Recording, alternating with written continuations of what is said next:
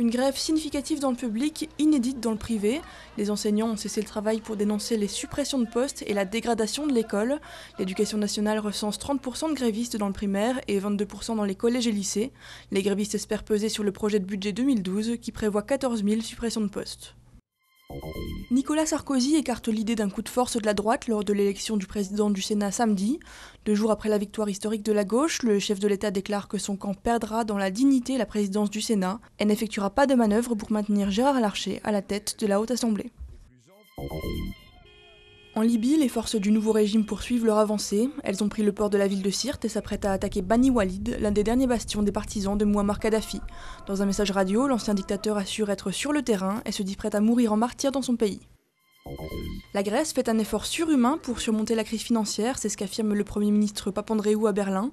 Depuis Athènes paralysée par les grèves, son ministre des Finances assure, lui, que la Grèce touchera courant octobre les 8 milliards d'euros dont elle a cruellement besoin pour éviter la faillite. 1942, Paris est occupé. La communauté algérienne s'implique dans la lutte contre les nazis, espérant conquérir l'indépendance.